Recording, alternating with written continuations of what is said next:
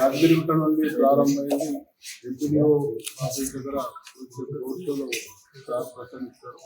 ఆ తర్వాత వంగపల్లి మీదుగా ఆలేరు బయలుదేరుతుంది.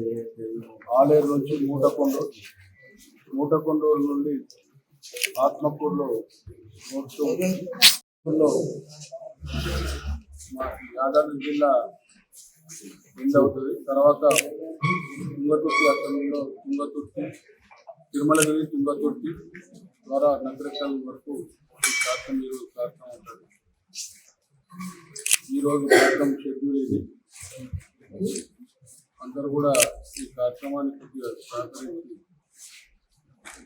విజయవంతం చేయడంలో మీరు కూడా భాగస్వామ్యం కావాలని కూడా కోరుకుంటూ ఈ ప్రెస్ మీట్ని కోట్లు పెంచినప్పుడు మేము అంతా నిలబెట్టాం. తర్వాత ఈ ప్రభుత్వం వచ్చింది, కేసీఆర్ ప్రభుత్వం వచ్చిన తర్వాత దాన్ని రీడిజైన్ అని చెప్పి మార్చుకొని 80,000 కోట్లకు పెంచింది. ఇవాళ ఇప్పటికే అక్కడ ఖర్చు పెట్టబడిన డబ్బు 1,05,000 కోట్లు. ఇంకా 45,000 కోట్ల రూపాయలు ఖర్చు పెడితే తప్ప అది కంప్లీట్ కాదని చెప్పుకున్నారు. అంటే ఎక్కడి 16,400, ఎక్కడి 80,000 DPR, ఎక్కడి 1,50,000 కోట్లు. ఇది ప్రజలు అర్థం చేసుకోవాలి. ఇది నేను ఒక మాట ఈ సందర్భంగా చెప్పాను, ప్రజలకు అర్థం కావాలి. ఇవి వాళ్ళ తాత జాగిరి కాదు. నేను ఫస్ట్ ఆర్థిక మంత్రిగా ఫస్ట్ పారాగ్రాఫ్లో ఒక మాట చెప్పాను, రాజుల సొమ్ము రాళ్లపాలనే నాణ్యం ఉంటుంది. ఇది రాజుల సొమ్ము కాసుమా. మా తెలంగాణ ప్రజలు వాళ్ళ రక్త మాంసాల మీద, చెమట బిందువుల మీద కట్టబడ్డ ప్రతి పైసా. దీనికి తెలంగాణ ప్రజల ఆర్తిని తీర్చే బాధ్యత ఉందని చెప్పాను. కానీ ఆ పైసలు తీసుకొచ్చి నేను ప్రాజెక్టులో నా ప్రాజెక్టు ఇల్లు కట్టేయలేకపోతున్నా ఈసారి కోట్లు పట్టిందని చెప్పినటువంటి కేసీఆర్ ఇవాళ గిన్ని పైసలు ఖర్చు పెట్టి ఇవాళ తలకాయ దించుకునే ప్రయత్నానికి కారకుడు ఆయన కదా. ఆయన దానికి సమాధానం చెప్పాలి. ఎంత పెద్ద ఉద్యమకాడైనా, ఎంత పెద్ద ముఖ్యమంత్రి అయినా, ఎంత పెద్ద తెలియకాడైనా దానికి సమాధానం వాళ్ళు చెప్పాలి. ఇలా ఏం ముఖం పెట్టుకొని చెప్తావు కాళేశ్వరం అద్భుతం అని చెప్పి. కృష్ణా జిల్లాలోని కేఆర్ఎంబీకి అసెంబ్లీలో హరీష్ రావు గారు మీరు సంతకం పెట్టిన వీళ్ళు మీరే పెట్టారని వీళ్ళు అంటున్నారు. దాన్ని ఏ విధంగా చూస్తారు?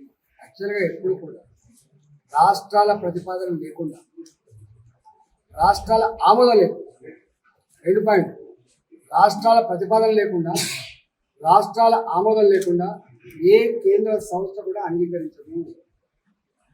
రిపీటెడ్ మీకు పోకపోతే కూడా చేసేది ఏం లేదు. మీకు తెలుసు, కృష్ణా ట్రిబ్యునల్ దగ్గరికి అనేక సార్లు డుమ్మా కొట్టినప్పటికీ కూడా బలవంతంగా వాళ్ళు ఏం చేయిపెట్టి రాయించారు, గుర్తుపెట్టుకోండి. అంగీకరించరు వాళ్ళు, మన వాళ్ళే అంగీకరించదే వాళ్ళు ఆమోదిస్తారు తప్ప కేంద్రం ఎప్పుడు కూడా రాష్ట్రాల యొక్క ఈ అధికారులలో తలదూర్చి బలవంతంగా చేసే ప్రయత్నం చేయరు. అవసరమైతే మీ ఇష్టం మీ కర్మ అంటారు తప్ప వాళ్ళు బలవంతం చేయరు. ఇవాళ ఇద్దరు కలిసి ఎందుకు ఆడుతున్న నాటకం? భారతీయ జనతా పార్టీకి అందుకు వస్తుంది, నేను ప్రతిపక్షంలో ఉండాలి, నేను అధికారం ఉండాలి. ఒక పంచాయతీ కులం పేరు చెప్తే మంచిపోతుంది కానీ ఉంటుందా? అందుకని ఇవాళ ఇద్దరు వాళ్ళే విమర్శ ప్రతివిమర్శ చేసుకుంటే గడుపుతుంది తప్ప భారతీయ జనతా పార్టీని మార్జినైజ్ చేయాలని చెప్పి కుట్ర చేస్తున్నారు. అది ఈ మాటలతో ఇట్లాంటి కుట్రలతో వాళ్ళకి అయ్యే ప్రసక్తి లేదు. ఆల్రెడీ అంటుకున్నది తెలంగాణలో భారతీయ జనతా పార్టీ ఏ ఇంటికి పోయినా, నేను నిన్న చెప్పిన మహిళలు మాత్రం సంపూర్ణంగా మోడీ గారికి అండ ఉండాలని అంటున్నాను. అంత మాత్రమే మొబైల్ కాదు కానీ చెప్తున్నా. నిజాం ఇప్పుడు కట్టిండు ప్రాజెక్టు, నిజాం సాగర్ లేకముందే ఇక్కడ. కానీ ఇది ఆయన మానవాద్భుతం అని చెప్పేసి కాళేశ్వరమే కథమైంది. నాకు తెలిసి ఇప్పట్లో నీళ్ళు రావు అనుకుంటున్నారు చాలామంది, కానీ ఆ మాత్రమన్న వర్షాలు మంచిగా పడి చెర్లల్లో, కుంటలలో, వాగులలో, వంకలలో నీళ్లు పారి ఆయంత మిడిమానంలో ఎల్ఎండిలో కొంత నీళ్ళు నిల్వ ఉండడం వల్ల ఈ పంటకు నీళ్ళు వస్తున్నాయి. ఒకవేళ వచ్చేసారి కనుక లేకపోతే ఎస్ఆర్ఎస్ పైన వెళ్ళిపోతే మళ్ళీ ఎడారే. ఇంకా ఎన్ని సంవత్సరాల వరకు అది రిపేర్ అవుతుందో కాదో, అయితే నీళ్ళు నింపే ఆస్కారం ఉంటుందో తెలియదు. కాళేశ్వరం మానవ అద్భుతం అని తీసేది, దాన్నే బిందులగడ్డ ఏముందని అంటున్నాడు. దాన్ని ఎలా చూస్తారు? బాధ అనిపించే అంశం. నేను దానికి సజీవ సాక్షి 20 ఏళ్ళు కానీ ఉన్నా కాబట్టి తెలుసు.